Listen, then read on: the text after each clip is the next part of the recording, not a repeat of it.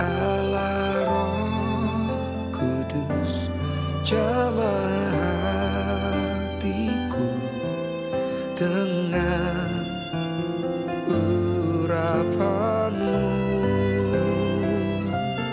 Rindu selalu dekat denganmu, tinggal di hadiratmu.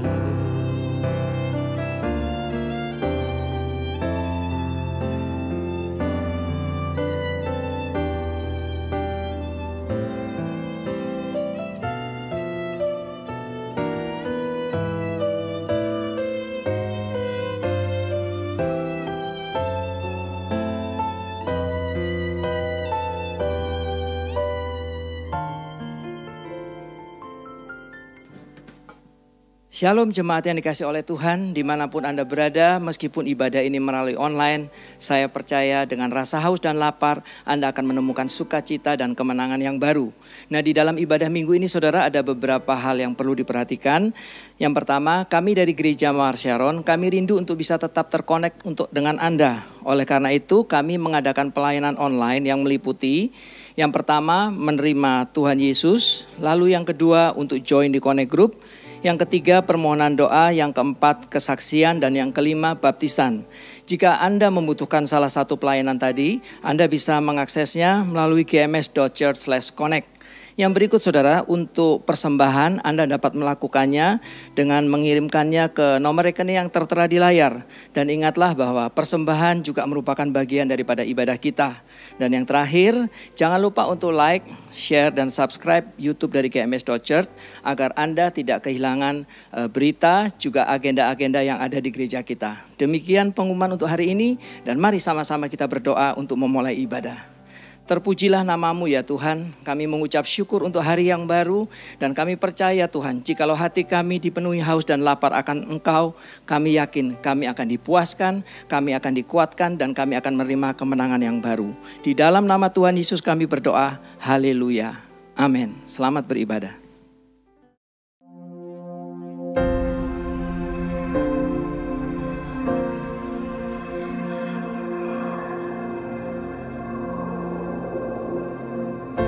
Orang yang suka memuji akan kuat roh doanya. Orang yang berdoa pasti berakhir memuji. Karena Allah bertata di atas pujian. Siapa memuji, Allah mengatasi hidupnya.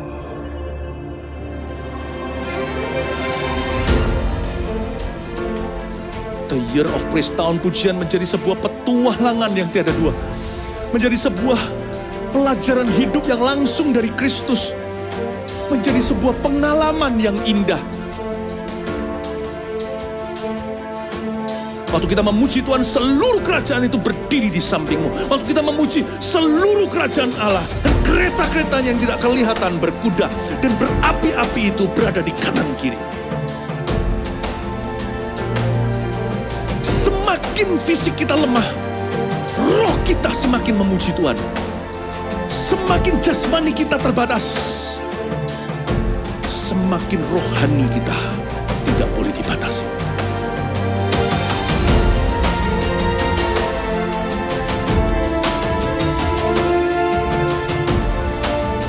Welcome to the Year of Praise and Provision. Mari kita mengizinkan Tuhan merajut rancangan yang belum pernah kita bayangkan.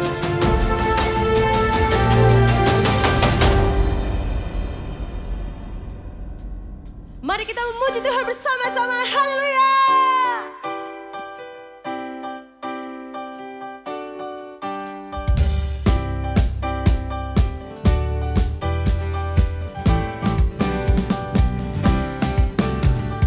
Ku memuji namamu, ku bermazmur bagimu, kota benteng yang teguh, Allah kekal.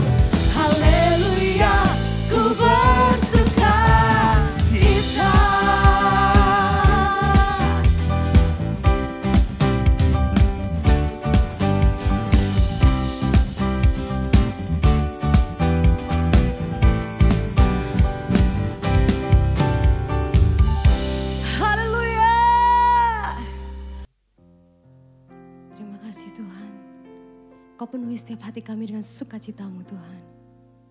Biarlah kami mau tinggal tenang di dalam hadirat-Mu Tuhan.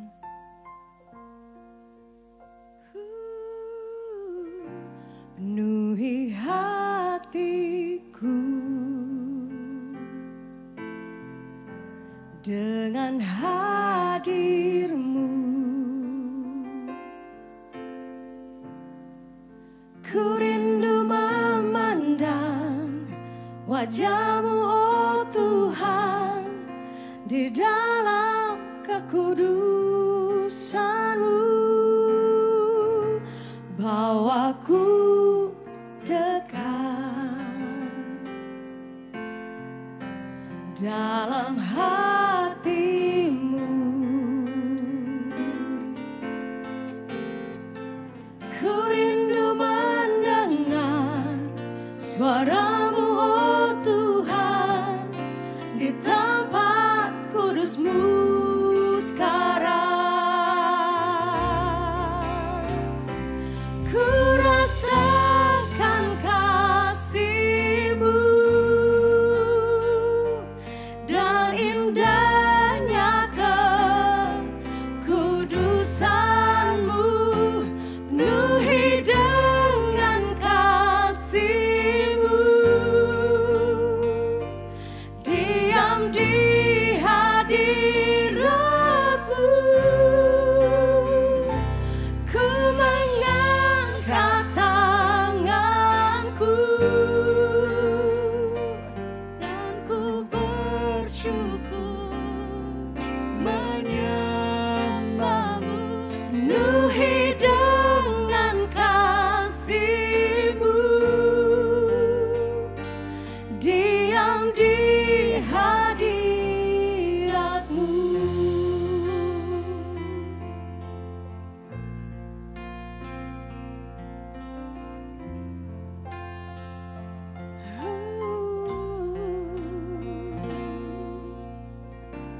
Penuhi hatiku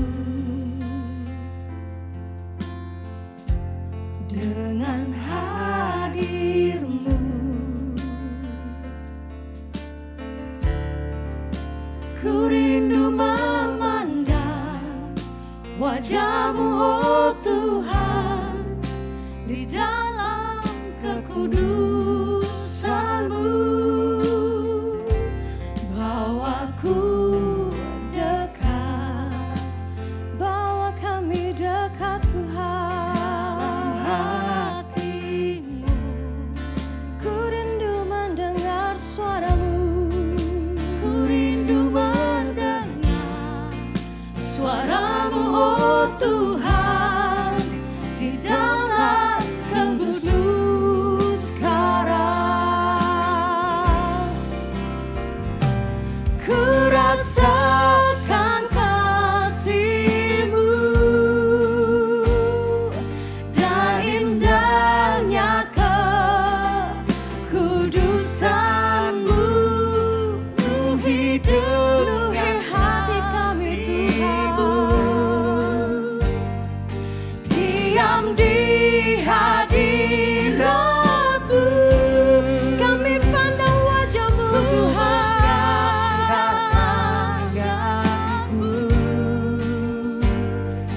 dan ku bersyukur menyembah-Mu. Penuhi dengan kasih-Mu, diam di hadirat-Mu.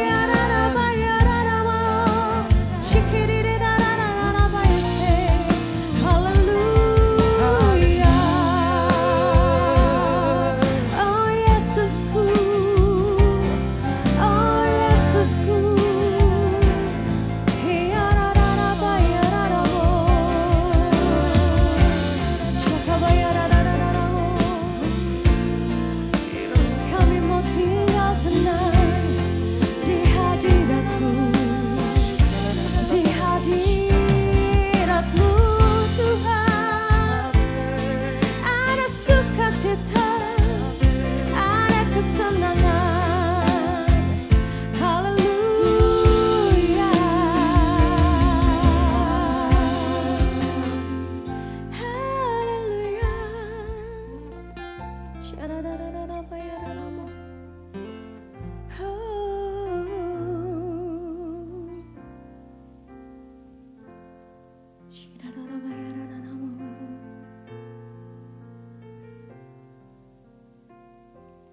Ku rasakan kasih-Mu dan indahnya kekudusan-Mu, penuhi dengan kasih-Mu. Diam di hadirat-Mu, ku mengangkat tanganku dan ku bersyukur menyembah-Mu, penuhi dengan kasih-Mu. Diam di hadirat-Mu.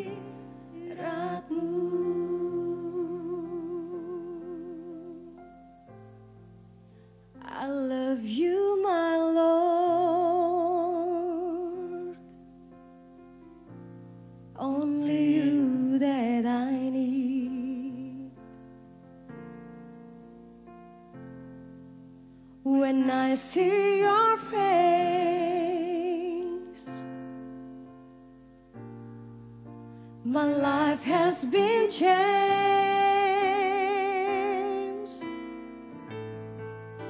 I'm longing for you, longing for your presence, Lord,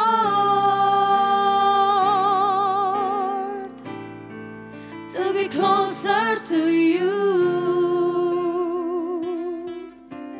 That is my heart desire. Holy Spirit, I love you, Lord. Let me see you face to face. Holy Spirit, I love you, Lord. Let me see you face to face. Holy Spirit, I love you, Lord. Let me see you face to face. Holy Spirit, I love you, Lord. Let me see you face to face.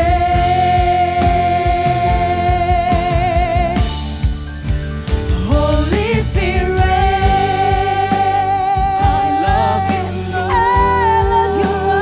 you, Lord. Let me see you face to face. Holy Spirit, I love you, Lord. Let me see you face to face. Holy Spirit, I love you, Lord. Let me see you face to face. Holy Spirit, I love you, Lord. Let me see you face to face. Let me see you. Let me see you face to face. Let me see you face to face.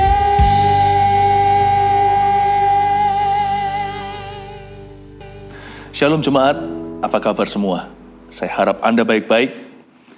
Ingatlah bahwa Tuhan Yesus selalu mengasihimu, gereja selalu mengasihi Anda, saya mengasihi Anda. Kami terus berdoa agar setiap jemaat Gereja Mawar Sharon, bahkan beyond, setiap domba-domba Kristus dipelihara dan dilindungi oleh Tuhan. Puji Tuhan ya. Hari ini saya mau berbicara kepada Anda tentang sesuatu yang besar. Saya beri judul, banyak kesempatan untuk mengerjakan perkara yang besar. Sebelumnya kita berdoa dulu. Tuhan Yesus, terima kasih. Buka mata kami untuk melihat keajaiban di dalam firman-Mu. Lalu, untuk melihat pekerjaan-Mu yang besar di dalam kehidupan kami. Izinkan kami berperan dan juga ambil bagian dalam apa yang Tuhan kerjakan di akhir zaman. Melalui hidup kami, biarkan Kristus dipermuliakan ya Tuhan. Biar dunia tahu bahwa Tuhan Yesus itu hidup melalui hidup jemaat-Mu. Terima kasih Tuhan, sampaikan sabda-Mu, firman-Mu, sembunyikan hamba-Mu di balik salib Yesus Kristus. Dan kami memberikan telinga seorang murid untuk mendengarkan apa yang menjadi perkataan Tuhan hari ini buat kami. Dalam nama Yesus. Amin. Coba ditulis judulnya, saya ulangi lagi tadi ya. Banyak kesempatan untuk mengerjakan perkara yang besar. A purpose-driven life. Saya ulang lagi, banyak kesempatan untuk mengerjakan perkara yang besar. A purpose-driven life. Sebuah kehidupan yang dipenuhi dengan tujuan ilahi. Sebuah hidup yang didorong oleh nafas Kristus. Tahu nggak kita semua itu punya tujuan yang lebih tinggi? Coba saya tanya pertanyaan begini. Kira-kira kita tahu nggak ya, mengapa Tuhan ciptakan kita? Ya, jawaban klise seperti untuk kemuliaannya, untuk bersekutu dengan Dia. But do you feel that in your life? Apakah kita merasakannya dalam hidup kita? Waktu kita mengucapkan jawaban-jawaban yang klise tadi itu, apakah hatimu sendiri yakin akan itu? Saya berdoa, sebelum dan sesudah Anda dengar firman ini, hati Anda akan diteguhkan. Dan saya tanya satu pertanyaan lagi. Mengapa Anda hidup hari ini? Untuk masuk di dalam masalah-masalah dunia, pandemi, wabah contohnya, atau perang? Dapatkah kita menemukan peran kita? Why we are alive today, at this age? Kenapa di masa ini sekarang, di dunia ini, kita hidup? Kenapa kita nggak hidup di zaman para rasul dulu, atau kita hidup di tahun 1800 sekian? Kenapa kita hidup sekarang? Pernahkah Anda pernah merenungkan? Saya ajak kita belajar dari Rasul Paulus. Kita buka sama-sama di 1 Korintus. 1 Korintus 16, ayat 5 sampai 14 yang menjadi pembahasan kita hari ini. 1 Korintus 16, ayat 5 sampai 14. Di Alkitab kita ditulis begini sebagai judulnya, Rencana Paulus. Mari kita pelajari bagaimana Paulus itu adalah orang yang matang rencana. Namun bukan orang yang mentang-mentang dan sok-sokan dengan rencananya. Kita baca ayat 5. Ini kata-kata Paulus, ini suratnya.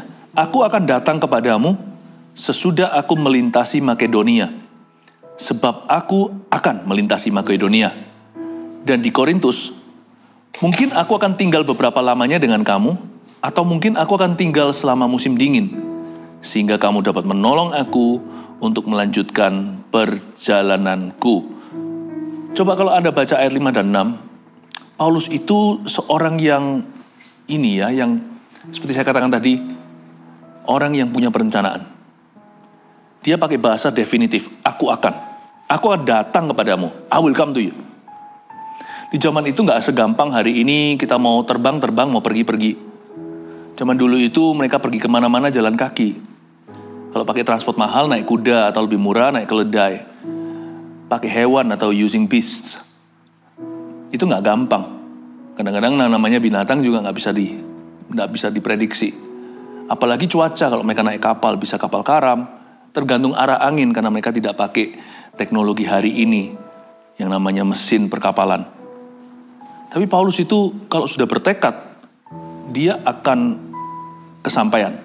Orang ini kalau punya perencanaan, dia akan follow up. Paulus itu bertekad bulat. Aku akan datang kepadamu sesudah aku melintasi Makedonia. Paulus bilang begini sama orang-orang Korintus, jemaat, aku pasti akan datang visit kalian. Sebab aku akan melintasi Makedonia. Sangat baik sekali sebelum kita bicara soal mengerjakan perkara apapun juga, apalagi perkara yang besar. Kita jadi orang harus punya perencanaan. Loh, Pastor Philip, bukannya kita harus berserah sama Tuhan, tapi Tuhan tidak pernah suruh kita tanpa perencanaan loh.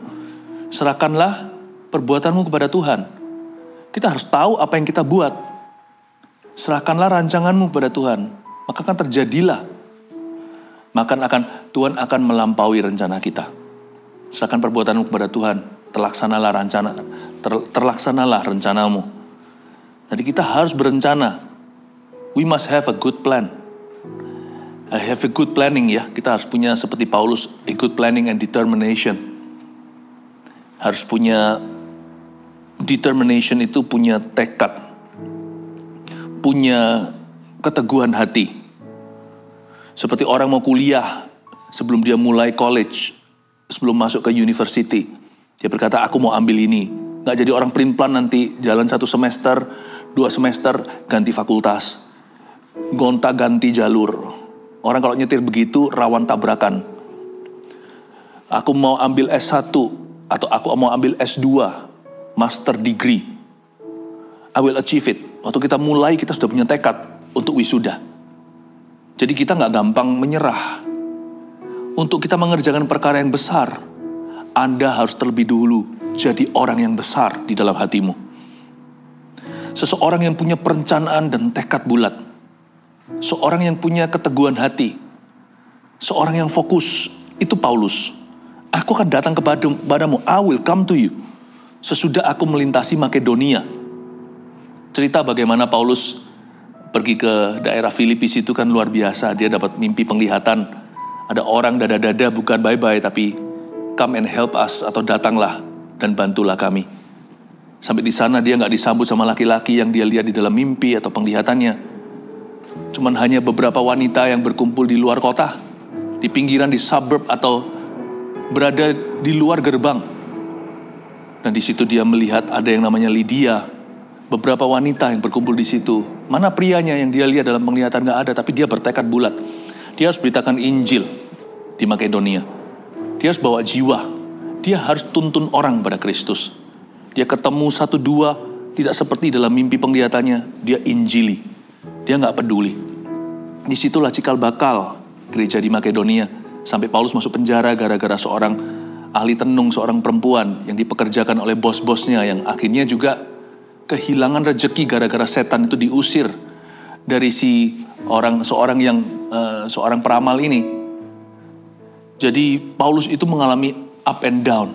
Tapi kalau orang itu sudah melihat ujungnya, kalau dia sudah bertekad bulat, kalau dia sudah tidak bisa, tidak memberi ruang untuk menyerah, Tuhan itu mampu mengerjakan perkara besar di dalam diri orang-orang yang punya spirit seperti ini. Dia naik turunnya, masuk penjara, dia gak kecewa, dia gak putus asa. Dia pegang teguh pada visinya. Dia berpaut pada janji Allah. Malah justru apa yang harusnya jadi musibah, dia dipasung dalam penjara, berubah menjadi kebangunan rohani. Apa yang terjadi? Kita semua tahu dalam Alkitab di Kisah Para Rasul. Malah seluruh kepala penjara dan isi rumahnya itu bertobat terima Yesus. Itu gak ditulis di Alkitab. Bagaimana inmates atau para napi itu melihat keajaiban begitu, apakah tidak ada di antara mereka yang menerima Yesus? Tidak adakah di antara mereka yang akhirnya dijamah Allah? Pasti ada. Kalau Anda baca semuanya ini ya, dia berkata, aku akan datang kepadamu sesudah aku melintasi Makedonia. Sebab aku akan melintasi Makedonia. Kita belajar sesuatu. Kesempatan itu kadang-kadang gak ada. Kesempatan itu harus dicipta.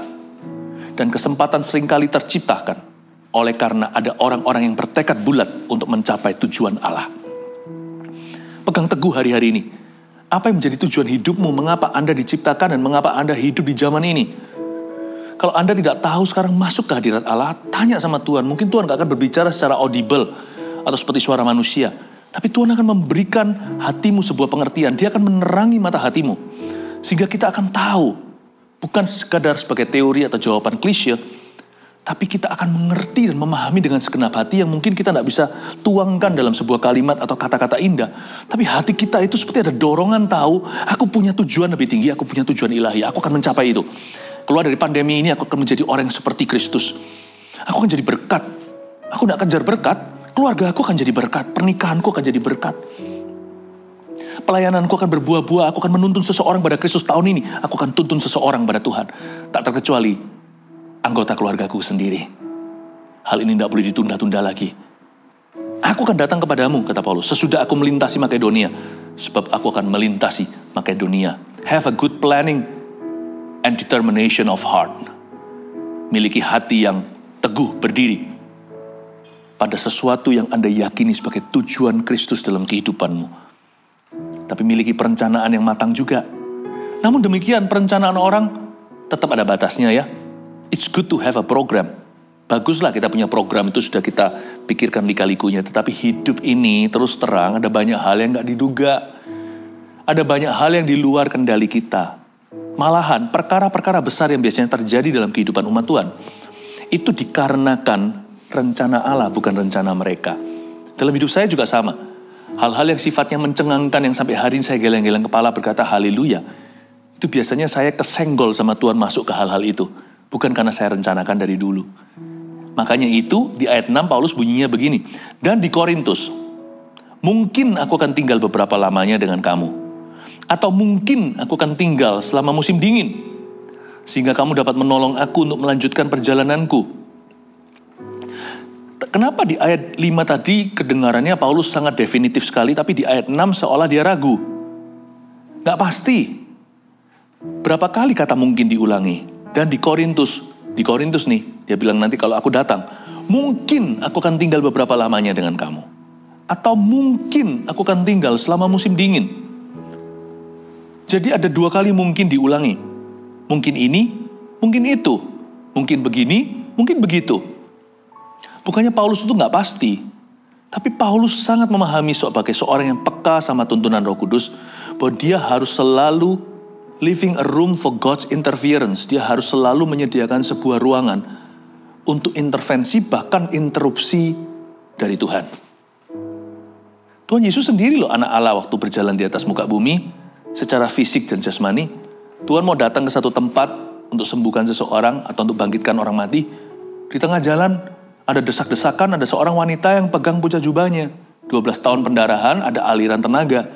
Lalu dia disembuhkan. Lihat itu. Tuhan Yesus sendiri sebagai anak Allah. Ya.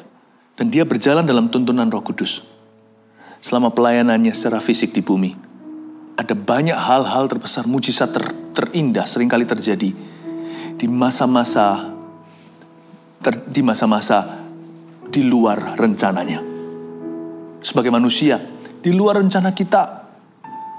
Ada banyak hal itu yang kejadiannya seolah-olah kebetulan, padahal kita tahu ada mastermind-nya, ada maestro yang merancangkannya.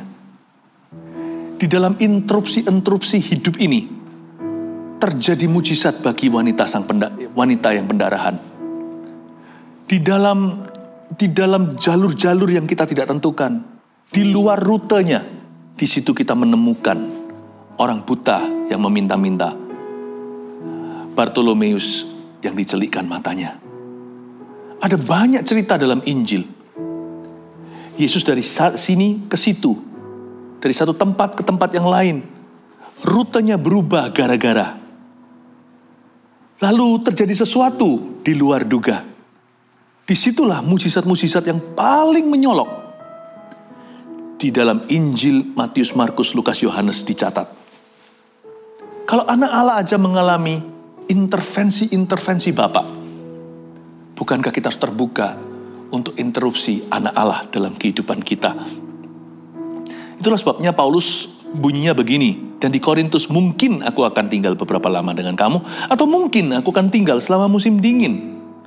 Dengan kata lain, if God is willing, if the Lord permits, jikalau Tuhan mengendaki, kalau Tuhan berkenan. Selalu katakan begitu. Jangan pernah berkata begini, aku akan pergi dari kota ini ke kota anu. Aku akan lakukan ini atau itu. Selalu katakan, jikalau Tuhan kehendaki. Bukankah diajarkan di surat Yakobus? If God is willing.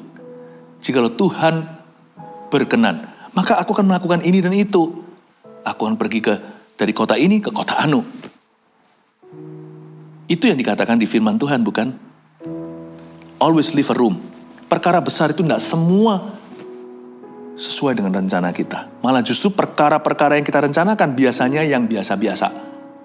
Manusia cenderung main aman, tapi perkara-perkara yang mata kita belum lihat, telinga belum dengar, yang belum berani kita bayangkan dan doakan, biasanya perkara-perkara itu adalah di luar dugaan. Ya, kita lihat ayat 7, sebab sekarang aku tidak mau melihat kamu hanya sepintas lalu saja, kata Paulus. Aku harap dapat tinggal agak lama dengan kamu, jika diperkenankan Tuhan. Paulus menyatakan kerinduannya kepada jemaat Korintus. Dan dia terang-terangan memberitahu kepada mereka maksud hatinya. Dia ingin bukan hanya transit sebentar saja, tapi ia ingin meluangkan waktu kualitas dengan mereka. Kalau bisa agak lama. Mengapa Paulus ini mengerjakan perkara yang besar? Karena dia percaya sama manusia. Padahal orang Korintus itu kurang bisa dipercayai. Suka menyalahgunakan karunia-karunia Roh Kudus. Terkadang mereka juga kurang respect dengan otoritas Paulus. Kalau Anda baca di surat Korintus, Anda tahu. Tapi Paulus itu kalau bergaul dengan seseorang bukan demi kenyamanannya dia. Tapi kalau dia bergaul, bersekutu dengan seorang, itu demi memunculkan potensi ilahi mereka. Orang yang bisa menaruh percaya sama manusia, yang bisa mengembangkan manusia, orang demikian akan mengerjakan perkara yang besar. Karena perkara-perkara besarnya Allah itu bukanlah perkara terbesarnya Allah itu selalu manusia. Mengembangkan talenta itu seringkali kita kira itu bakat alam kita. Bukan. Talenta itu juga bicara tentang hubungan dengan sesama kita.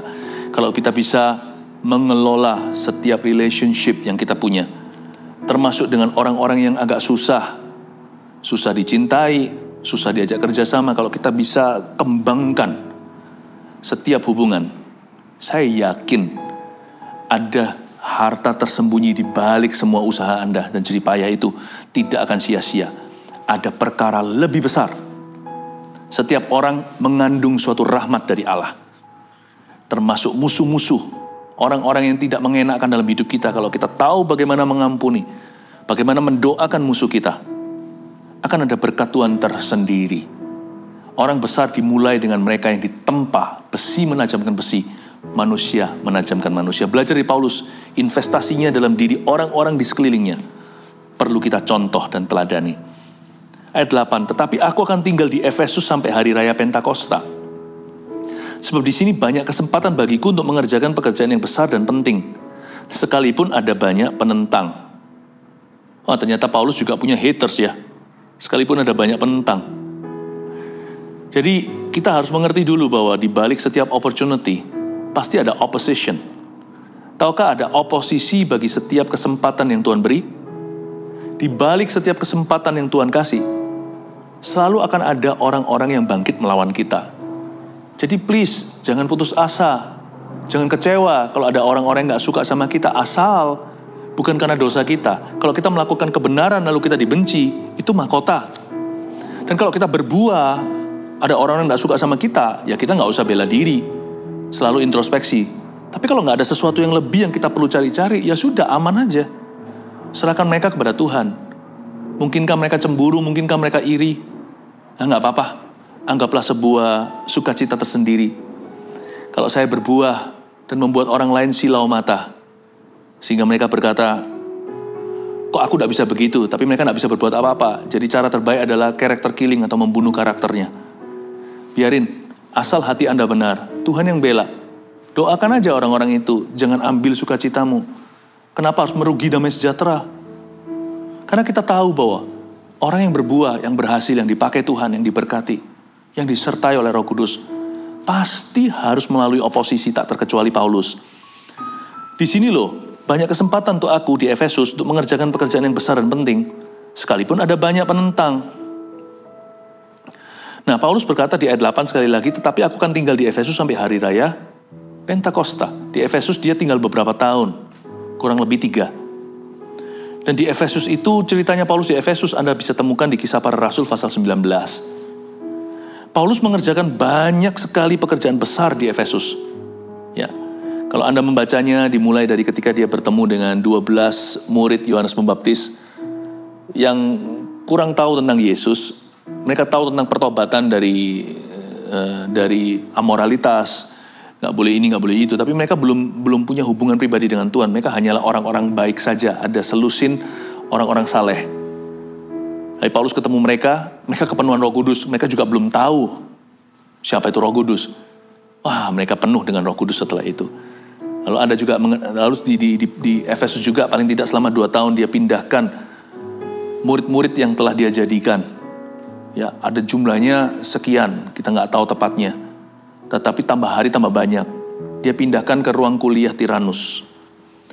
Belum ada sebelumnya seorang rasul seperti Paulus yang membuka gereja di university waktu itu. Biasanya mereka dulu di sinagoga zamannya Petrus dan murid-murid Yesus. Lalu mereka ketemu di rumah ibadat orang Yahudi. Tapi ini Paulus membawanya ke daerah Yunani. Dibawa ke ruang kuliah di sebuah kampus. Oh, luar biasa. Gak pernah terjadi sebelumnya. Di Efesus ini memang perkara-perkara besar terjadi. Lalu kita semua tahu insiden anak-anak Skewa. Mereka yang tiru-tiru metode Paulus dikira cool atau keren. Mereka akhirnya digagai oleh setan. Roh jahat di dalam diri orang gila itu apa-apain mereka. 7 anak Skewa lari terbirit-birit. Tapi justru gara-gara itu nama Yesus semakin tersebar dan pelayanan Paulus semakin diminati. Orang-orang pada berbondong-bondong datang karena melihat kuasa Allah bekerja bahkan lewat sapu tangannya. Sesudah itu Demetrius menimbulkan huru-hara. Ya, orang yang punya untung lah jualan berhala. Seorang yang punya agenda manusia, gak peduli akhirat manusia. Pokoknya dia bisa cuan di sini, dia bisa dapat keuntungan. Ini orang-orang yang membuat huru-hara, lalu Paulus mengalami aniaya dan sebagainya. Betapa hebatnya cerita Paulus di Efesus itu. Tapi Paulus merangkumkan di ayat 8 dan 9. Aku akan tetap tinggal di Efesus sampai hari raya Pentakosta. Dia menentukan satu tanggal. Aku paling dikit aku harus tinggal di sini sampai hari raya Pentakosta. Sebab di sini, dia beritahu alasannya, di sini banyak kesempatan bagiku untuk mengerjakan pekerjaan yang besar dan penting. Be sensitive, belajar untuk peka juga dengan open doors yang Tuhan beri. Kalau Tuhan buka pintu, bukan berarti jadi makhluk aji mumpung ya. Ada orang itu yang aji mumpung saja. No, we must use discernment. Kita harus bisa membeda-bedakan roh, kita harus menguji. Tidak semua kesempatan itu dari Tuhan loh. Ada orang berkata, mumpung ada kesempatan. Nggak semua dari Tuhan. Sama dengan undangan pelayanan. Tidak gara-gara mentang-mentang diundang selalu jawabannya iya. Kita harus uji dulu, tanya dulu. Saya selalu biasakan begini kalau saya diundang atau diberi kesempatan. Saya berkata, tunggu ya, saya doakan dulu. Atau minimal juga saya akan rundingan dengan tim saya. Segala sesuatu harus diuji dulu.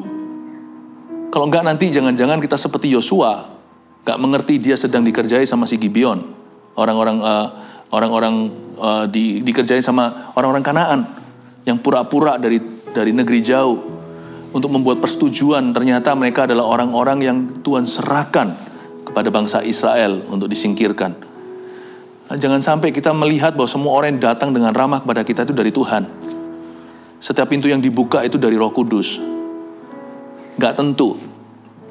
Nah, demikian juga Paulus waktu di Efesus. Dia bukan melihat pintu terbuka langsung masuk.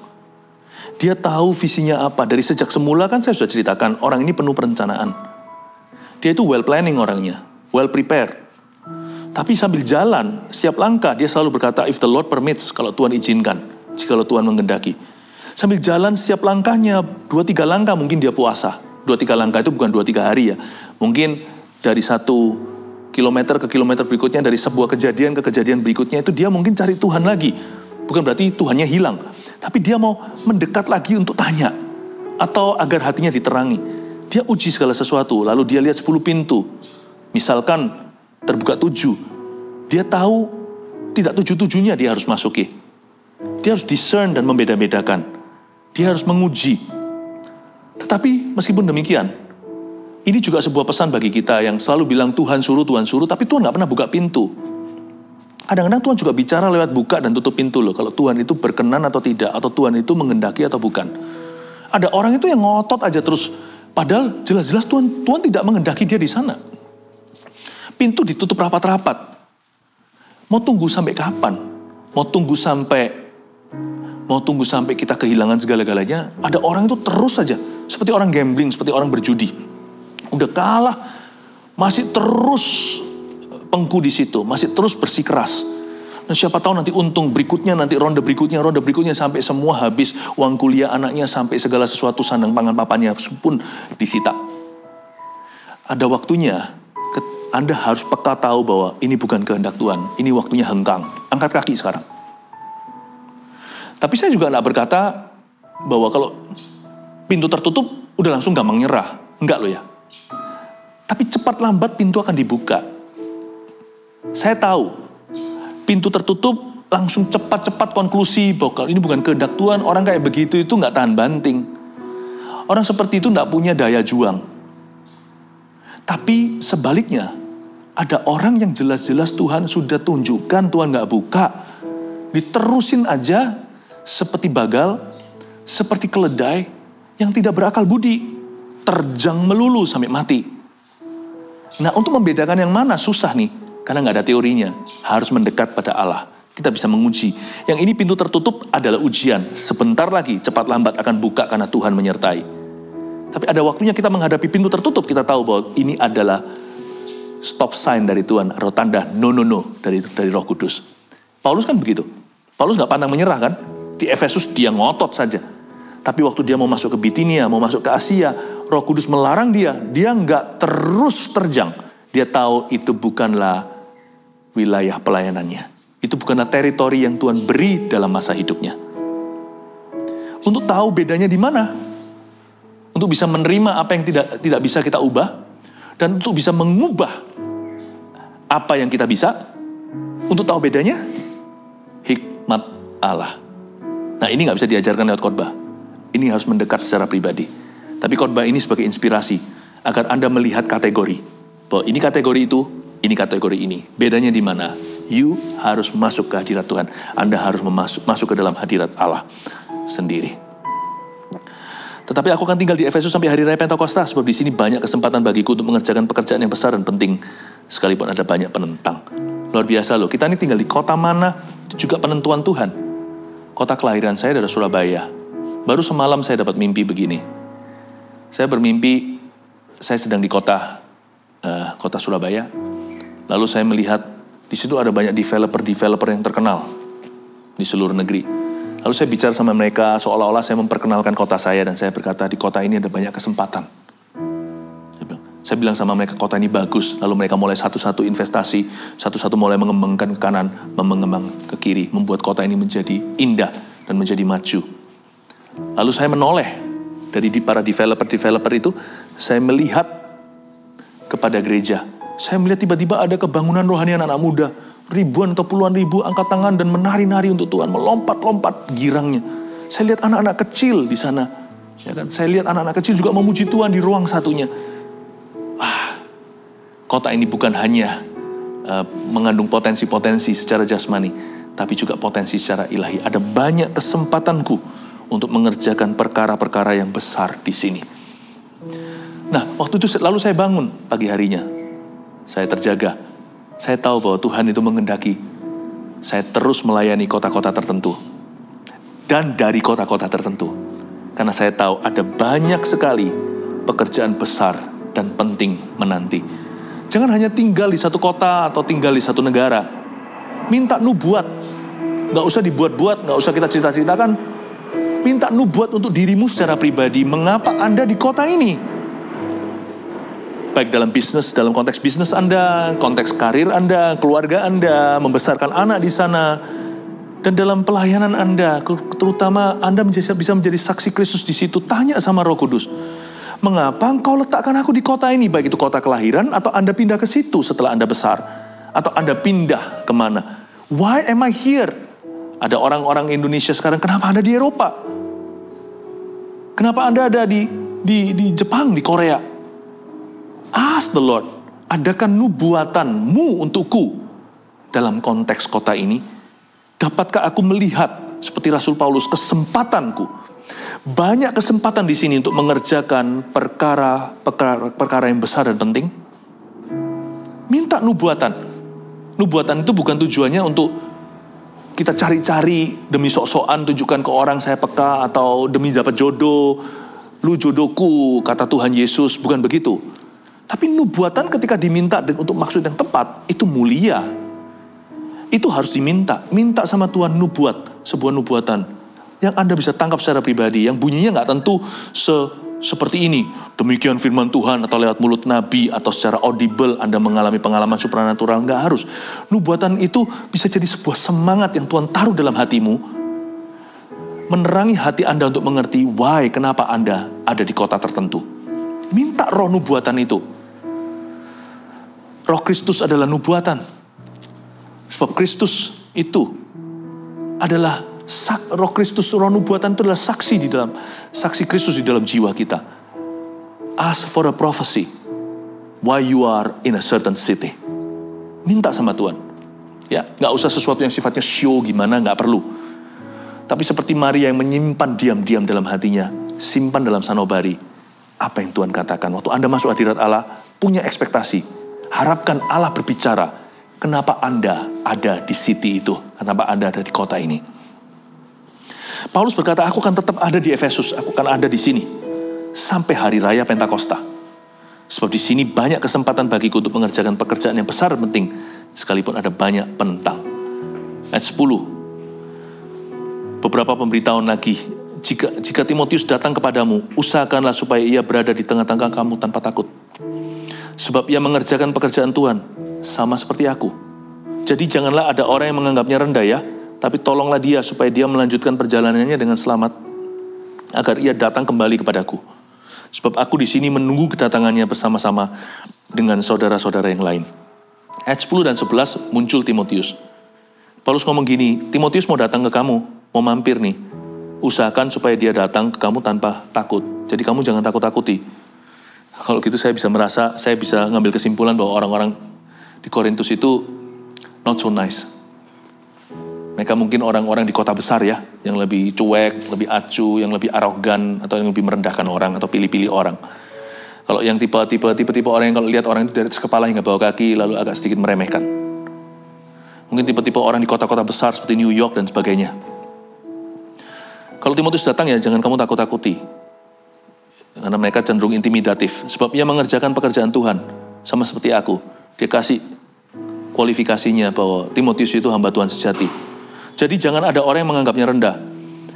Di sisi satunya, di surat Timotius, Paulus nulis begini. Jangan seorang pun menganggap kamu rendah ya. Sengajalah berwibawa. Gak apa-apa. Tunjukkan asal kamu punya esensinya. Kamu tunjukkan lewat perkataan perbuatanmu. Bahwa kamu memang beda. Tapi di sisi satunya lagi yang akan terima Timotius. Dia berkata, hey guys, jangan anggap dia rendah ya.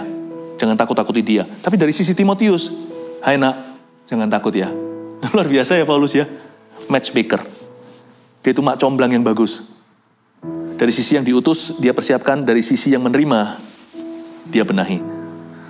Jadi jangan ada orang yang menganggapnya rendah. Tetapi tolonglah dia, supaya ia melanjutkan perjalanannya dengan selamat. Tolong dia supaya dia lanjutkan perjalanannya. By the way, aku di sini menunggu kedatangannya bersama dengan saudara yang lain. Dia itu datang untuk cari aku. Dari sini kita tahu kenapa Paulus itu besar ya. Saya berani yakin, saya katakan bahwa Paulus ini melahirkan orang-orang yang besar. Dia sendiri pendeta hamba Tuhan, tapi dia melahirkan orang-orang besar, orang-orang luar biasa. Publius lah, apalah yang dari gubernur sebuah pulau lah. Teman-temannya Paulus yang menyelamatkan dia dari huru hara itu sebagian adalah perwira. Belum lagi dari pengusaha seperti Priscilla dan Aquila. Dari berbagai macam tipe orang-orang ada di sana, ada di dalam surat-suratnya. Ini orang hebat. Dari mana berkat Tuhan kok bisa mengalir begitu besar dalam kehidupannya? Orang-orang besar lahir dari dia dan dia melakukan perkara yang besar. Kalau secara kerasulan, Paulus punya kerasulan ini yang radiusnya paling luas. Di zaman belum ada plane ya, belum ada pesawat. Belum ada HP, handphone, gak ada. Paulus itu sudah menyebar kemana-mana. Yang membawa Injil paling luas, paling jauh, itu Paulus. Bahkan bukan Petrus. Dan yang sampai cross-cultural, yang sampai melintas budaya, itu hanya Paulus. Awal mulanya Paulus. Ini orang luar biasa sekali. Kok bisa dia jadi besar? Coba pelajari dari ayat 10 dan ayat 11. Orang ini look after those whom God has entrusted to him. Inilah kelebihannya. Orang ini look after itu kayak apa ya? Seperti babysitter. Orang yang menjaga dan take care orang-orang yang Tuhan percayakan dalam hidupnya. Makanya orang ini besar. Makanya banyak kesempatan. Karena banyak orang mendukung dia. Dan mendukung dia itu bukan karena dia seorang politikus yang membayar itu atau bukan. Orang-orang suka rela mendukung dia. Dengan lebih banyaknya orang-orang yang percaya kepada Anda, lebih besar rahmat Allah. Tahukah Anda, kasih karunia memang tidak ada hubungan dengan orang. Tetapi rahmat itu diberikan berdasarkan kepercayaan yang diberikan kepada Anda. Contohnya, kalau saya sebagai seorang yang punya tanggung jawab lebih besar, Tuhan pasti memberi saya rahmat yang cukup untuk menjalankan tugas saya. Kalau saya punya tanggung jawab lebih kecil ya, secukupnya Tuhan berikan. Rahmat itu semakin membesar dengan membesarnya kepercayaan dan semakin banyak orang yang percaya sama kita, semakin besar pengaruh kita. Paulus ini look after, dia itu betul-betul take care orang-orang yang Tuhan percayakan dalam hidupnya sehingga orang-orang ini percaya sama dia. Dan Paulus tahu orang mana yang memegang kunci atas penggenapan janji Tuhan dalam hidupnya. Kunci-kunci atas penggenapan panggilannya. The fulfillment of God's plan dan rencana Allah. Orang-orang yang ada dalam rencana Allah dalam hidup Paulus itu Paulus kasih mereka tanda. Bukan berarti Paulus pilih-pilih atau tebang pilih teman, bukan. Tapi Paulus tahu siapa adalah apa dalam hidupnya. Dia mendefinisikan dengan jelas. Orang ini adalah siapa dalam hidupku. Tidak semua orang adalah Timotius bagi dia. Apolos bukan orang di bawahnya. Dia rekan sebaya. Tidak semua orang ada di dalam kategori yang sama dalam hidupnya. Karena itu dia memperlakukan setiap orang tepat pada proporsinya. Celaka kalau kita bicara sama orang tua seperti sama teman, ya kan? Nah, celaka kalau kita nggak bisa membedakan siapa adalah apa.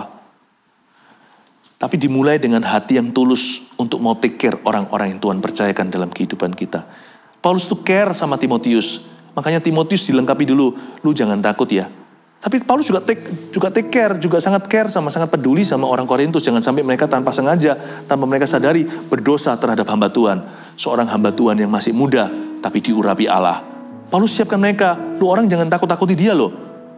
Ya. Dan Paulus tidak pernah rasan-rasan di balik Timotius dia bilang sama orang-orang Korintus, si Timotius itu memang orangnya penakut sih. Dikit-dikit takut, agak minder orangnya. Paulus tidak begitu. Dia nggak banyak bicara. Dia bicara seperlunya. Dia nggak banyak spill informasi yang nggak perlu. Dia nggak beritahukan informasi yang berlebihan. Dia hanya beritahu, kalian jangan intimidatif sama dia ya. Ini orang hamba Tuhan ya. Dari sisinya Timotius, dia melengkapi dari belahan koin yang sama. Belahan satunya Paulus berkata sama Timotius, kamu pede aja ya. Dari sini kita tahu, Paulus itu sangat-sangat peduli dengan Timotius dan orang Korintus. Dia mau mereka sama-sama mengalami potensi ilahi, bukan berdosa secara tidak sengaja. Wow, belajar dari sifatnya Paulus. Please look after those God has entrusted in your life. Dan kenali kunci apa yang mereka pegang dalam penggenapan janji Tuhan dan rencananya atas kehidupanmu. Ayat 12. Tentang saudara Apolos. Telah berulang-ulang aku mendesaknya untuk bersama-sama dengan saudara-saudara lain mengunjungi kamu. Tetapi ia sama sekali gak mau datang sekarang. Kalau ada kesempatan baik nanti, ia akan datang. Coba Anda baca. Apolos ini seharusnya sama Paulus kalah hawa, kalah strata. Kok bisa? Apolos ini kan diyakinkan pada jalan Tuhan yang lebih penuh oleh Priscilla Aquila yang adalah anak didik Paulus. Jadi kalau bicara soal susunan harusnya dia ini sudah di level cucu secara rohani sama Paulus. Tapi Apolos memang punya ministry sendiri. Ini orang luar biasa. Dia salah satu tokoh di Perjanjian Baru. Nah Paulus kan minta sama Apolos untuk ke Korintus. Untuk benerin beberapa hal, doktrin-doktrin mereka. Tapi Paulus tidak pernah main perintah. Paulus gak main maksa. Tentang saudara Apolos, bahasanya pun penuh hormat. Brother Apollos. Padahal di level cucu secara rohani. Tentang saudara Apolos, telah berulang-ulang aku mendesaknya. Kata mendesak ini bukan dengan cara yang impolite atau kurang sopan. Paulus itu persuasif atau mencoba untuk membujuknya. Untuk bersama-sama dengan saudara lain mengunjungi kamu. Tapi dia belum mau, dia gak mau ke Korintus. Nanti ya guys, kata Paulus, di kesempatan yang lain, kesempatan baik nanti, Apolos pasti datang. Bagus ya. Please, kalau kita mau jadi orang besar, jangan main perintah-perintah sama rekan atau sama bawahan. Jangan main perintah-perintah. Orang seperti itu membuat orang mengikuti itu dengan terpaksa. Orang yang main perintah-perintah sama rekannya tidak membangkitkan loyalitas. Loyalitas secara horizontal dengan rekan sesama atau sebaya, atau secara vertikal dengan bawahannya. Orang demikian tidak menginspirasi loyalty. Susah nanti. Nggak bisa jadi orang besar kalau one man show. Kita harus jadi team player. Membangun teamwork itu bukan hanya membudayakan sebuah kebiasaan untuk saling percaya. Bukan hanya culture of trust. Tapi juga Anda harus mengasihi dulu. Waktu kita mengasihi terlebih dahulu, orang lain akan dibangun, orang lain akan diberkati. Dan ketika mereka diubahkan, mereka mengecap buah-buah Roh Kudus-Mu, orang-orang ini akan kembali. Kalau dalam dunia bisnis, mereka akan membeli produkmu. Tapi kalau dalam kehidupan itu, mereka akan berada dalam radius pengaruhmu. Dan orang-orang ini nanti akan menjadikan kita besar. Ingat perkataan saya tadi, rahmat menambah kuasa. Dan rahmat ketika itu akan bertambah di mana ada percaya. Kalau ada orang semakin percaya, rahmat Tuhan bertambah-tambah dalam kehidupan kita. You need other people as much as other people. They need you. Kita butuh satu dengan yang lainnya. Itulah sebabnya jangan main perintah-perintah sama orang. Ya, jangan main intimidasi. Karena orang seperti itu gak bisa besar. Gak peduli karunianya besar, gak peduli kalau orang itu urapannya besar. Gak peduli bahkan kalau dia bisa bangkitkan orang mati, tapi hanya satu orang mati saja yang dibangkitkan. Hanya satu orang mati doang. Tidak akan ada orang yang akan bersama dengan dia sampai akhir hayatnya. Tidak peduli berapa besar kuasa dan otoritasnya. Sebab orang yang menjadi besar adalah orang yang mau jadi besar bersama-sama dengan yang lainnya. Dimulai dengan hatimu dulu harus penuh dengan kasih. Ayat 13. Berjaga-jagalah, berdirilah dengan teguh dalam iman. Bersikaplah sebagai laki-laki dan tetap kuat. Ayat 13 saya rangkumkan. Ini sebenarnya adalah term-term military. Ini adalah bahasa militer yang Paulus pakai. Berjaga-jagalah, berdiri dengan teguh dalam iman. Bersikaplah sebagai laki-laki dan tetap kuat. Man up. Paulus bukannya militerisme dalam hubungan, saya sudah jelaskan tadi, dia pakai kasih.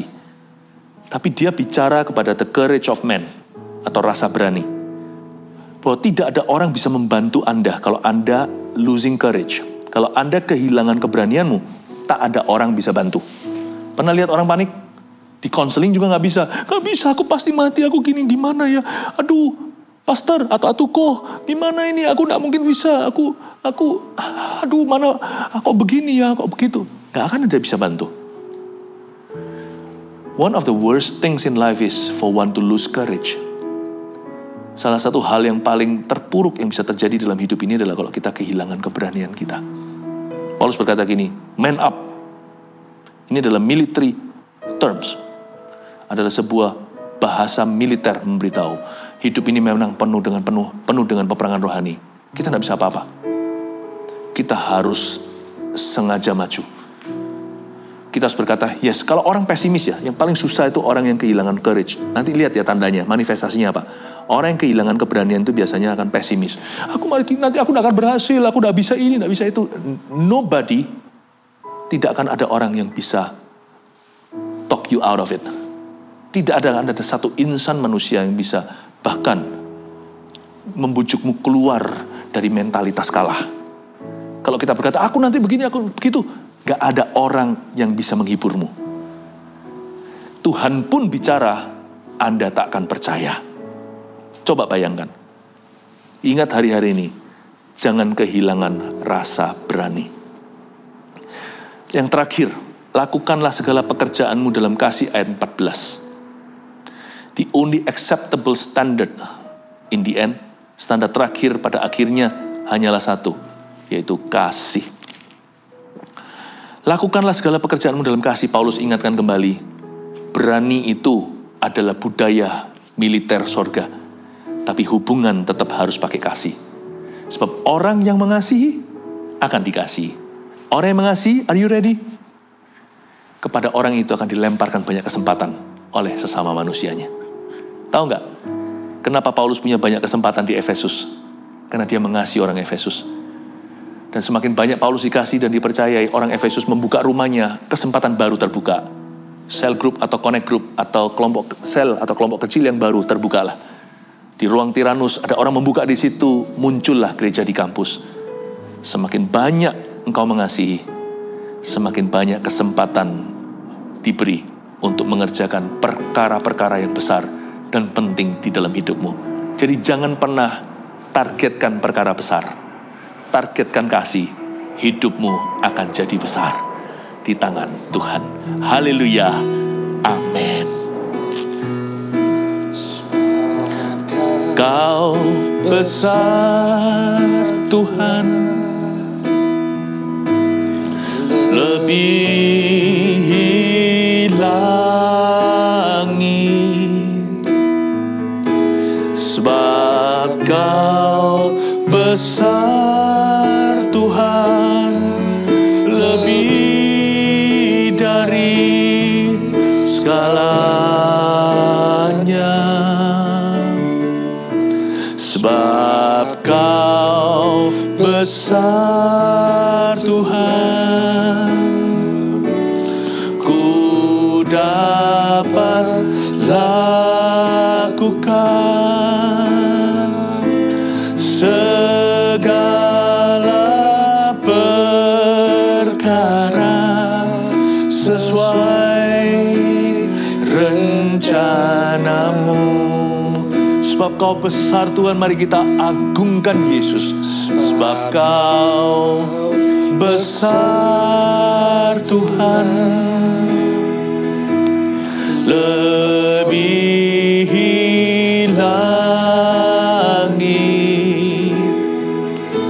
sebab Kau besar Tuhan, lebih dari segalanya, sebab Kau besar Tuhan, ku dapat lakukan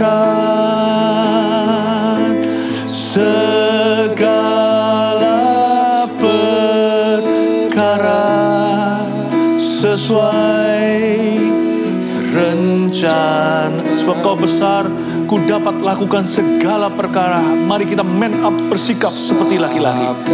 Sebab Kau besar Tuhan, ku dapat lakukan, katakan pada dirimu, segala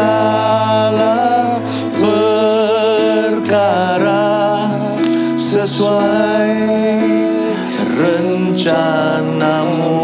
Segala perkara sesuai rencanamu. Katakan begitu.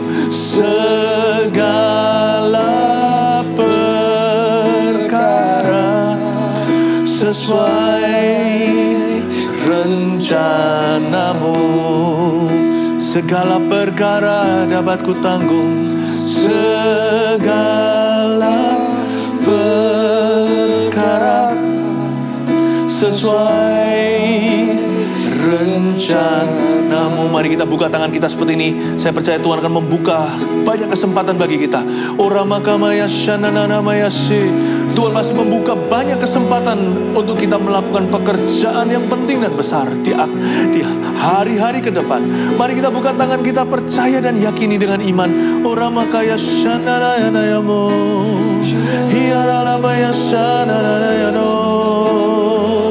Haleluya, haleluya.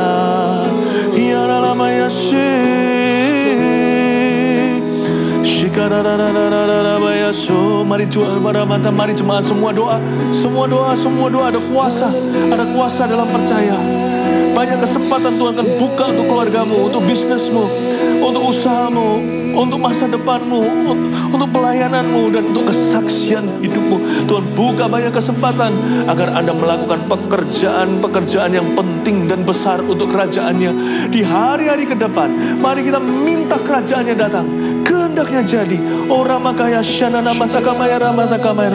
Minta Tuhan beri nubuatan mengapa Anda ada di kota ini, mengapa Anda ada di negara itu, kenapa Anda ada di sini hari ini, kenapa Anda hidup di masa kini. Banyak sekali kesempatan yang Tuhan beri. Banyak kesempatan, jangan lihat kurangnya. Banyak kesempatan, lihat potensinya. Oh haleluya, haleluya, haleluya. Oramaya sandare yasu, hiyanamaya sande, oramakaya damaya. Oh haleluya. Mari kita ulurkan tangan ke depan. Saya mau doakan Anda.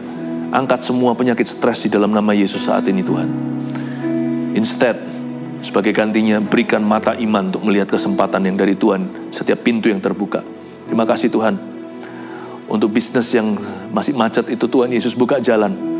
Untuk loan yang tertahan, Hamba berdoa untuk keringanan, agar bisa dikembalikan dengan rekonstruksi, dengan strukturisasi yang baru. Diberikan keringanan-keringanan yang dari Tuhan. Terima kasih ya Tuhan, Hamba berdoa ya Tuhan Yesus, di dalam nama Yesus Kristus ya Tuhan, untuk yang mau bunuh diri, Tuhan hentikan ya Tuhan. Orang yang putus asa pengharapan, yang selalu berkata percuma, sia-sia, kenapa begini, kenapa gitu, yang marah-marah sama Tuhan, kenapa aku dikasih gini sama Tuhan, kenapa diizinkan. Hamba berdoa untuk roh pertobatan dan rescue that person. Selamatkan orang itu Tuhan, sehingga orang itu tidak gantung diri, sehingga orang itu tidak lompat dari tempat tinggi, sehingga orang itu tidak melukai dirinya sendiri dan orang-orang yang dicintai. Oh Tuhan, di dalam nama Yesus aku patahkan semua kutuk ini. Terima kasih Roh Kudus, Kau dengarkan doa hamba-Mu ya Tuhan Yesus. Oh, mulai berbuah-buah ya Tuhan umat-Mu. Banyak kesempatan di Efesus, banyak kesempatan di Efesus ya Tuhan. Perbuatan besar, pekerjaan besar dan penting menanti. Makasih Tuhan, untuk setiap orang kasih sense of purpose, kasih tujuan, sebuah divine purpose ya Tuhan. A purpose driven life ya Tuhan. Kenapa kami ada di kota ini? Hamba berdoa untuk setiap jemaat ya Tuhan yang berada di kota, yang mendengarkan ini ya Tuhan. Kasih sebuah sense of purpose. Mengapa mereka hidup di sana? Mengapa di masa kini? Mengapa ada di kota itu? Mengapa ada di negara ini? Di dalam nama Yesus Kristus, jadikan saksi hidup untuk setiap jemaat-Mu ya Tuhan Yesus. Terpujilah nama Tuhan. Haleluya. Yang diberkati Tuhan, mari kita angkat tangan tinggi-tinggi di penghujung ibadah ini. Mari kita menerima doa berkat pengembalaan ini. Berkat dari Allah Bapa, Allah Anak, Allah Roh Kudus menyertai kita semua. Mulai hari ini, bawa tujuan ilahi dalam hati. Roh Kudus membisikkan senantiasa tujuan hidup yang lebih tinggi. Terima kasih Tuhan. Urapi mata kami mulai sekarang setelah doa berkat ini, amin, untuk melihat kesempatan untuk melakukan perkara-perkara yang besar dan penting di hidup kami. Dalam nama Yesus, Tuhan mengasihi jemaat. Haleluya. Amin. God bless you. I believe in you and I love you. Allah Roh Kudus, jamah hatiku dengan urapan-Mu. Rindu selalu dekat denganmu, tinggal di hati.